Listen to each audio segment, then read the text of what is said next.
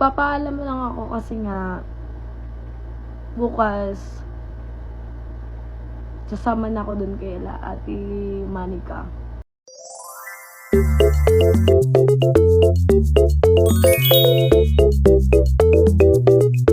So yun guys, magsasalita na ako kasi pagod na ako. Sirang-sira na yung mental health ko, Diyos ko. Magpapaalam lang ako kasi nga bukas sasama na ako dun kay Ate Manika. Siguro papakalmahin ko muna yung utak ko sa mga nangyayari kasi sobrang nasasaktan na ako sa mga pangyayari. Sobrang naiiyak ako. Hindi ko akalain lahat ng mga taong minahal ko, taong pinagkatiwalaan ko. Akala ko totoo. Akala ko hindi sila one-sided.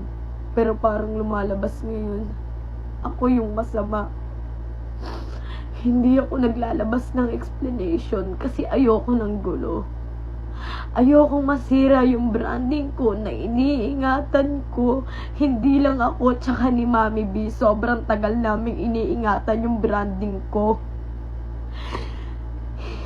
Hindi ako naglalabas ng mga ganyan-ganyan kasi ayokong makasira ng ibang tao. Kasi pag nangyari sa akin, hindi ko rin gugustuhin. Dumating na sa part na sobrang dami nyo ng issue kinakalat. Yung branding ko nasisira. Ilang buwan namin pinaghirapan niya nila Mami B. Yung puyat namin, yung pagod. Sobrang tagal namin pinaghirapan niya nila Mami B. Tapos sa isang iglap lang gusto niya sirain. Gusto niya sirain lahat ng mga pangarap ko. Kung usapang ibig lang, kayang-kaya ko magpaibig. Hindi ako papalag sa eviction na yan. Kaya ko. Kung ganyan lang, dahil sa eviction lang, sobrang daming friendship, sobrang daming relationship ng tao yung nasisira. Dahil lang dyan sa buwisit na eviction na yan, hahayaan ko. Kaya kong magpaibig. Kaya kong magpaibig kasi yung eviction na yan, hindi permanent na mawawala ka sa Manix. Kumbaga parusa lang yan. Kaya kong parusahan yung sarili ko. Kaya kong tanggapin yung pagkakamali ko. Pero yung ganyan na dahil sa eviction lang, sobrang daming tao yung nasisira. Pati yung karir ko gusto nyong sirain. Ilang buwan namin ni Mami pinaghirapan. Hindi lang ako. Sobrang hirap. Halos mapuyat ka na, masira na yung body clock mo dahil sa trabaho. Tapos sisirain nyo ng ganyang kabilis. Palibasa kasi, ewan sa inyo kung danas nyo yung ganyan. Ako kasi danas na danas ko, sobrang hirap magtrabaho. Sobrang hirap magtrabaho, tas ganyan nyo lang kadali sisirain yung branding ko. Ganun lang kadali na masira lahat ng mga pinaghirapan ko. Privacy ko yun! Privacy ko yun, pero bakit kailangan nyo ikalat sa social media? Ang kakapal na mga mukha ninyo. Siguro pag sa inyo ginawa yan, magagalit din kayo. Hindi nyo man lang inisip yung nararamdaman ko. Yung iba, nagiging one-sided pa. Ang dami nyo pang nabibitaw sa salita.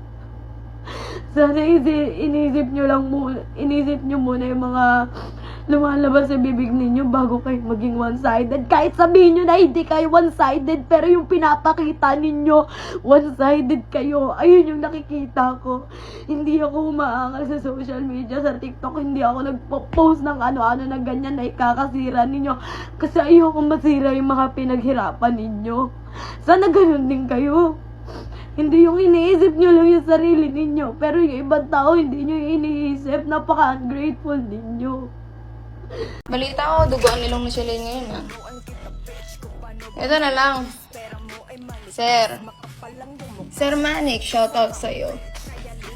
Kung ayaw nila kay Shalane dyan, dalhin nyo na lang dito. Kasi pag yung bata nagsumbong sa akin, walang bata-bata sa akin kung sino yung napak sa kanya. Didisiplinahin ko yan. Kung paano ako dumisiplina ng matanda. Kesa ako pumunta dyan, siya na nadalhin nyo dito. Alagaan ko muna saglit. Wala naman akong, wala naman akong ibang shit eh. Kahit padala nyo lang saglit dito, tuturuan ko lang lumaban kahit 10 yung kaaway. Sige lang, Shalane. Sabihin mo lang sa akin kung gusto mo pumunta dito.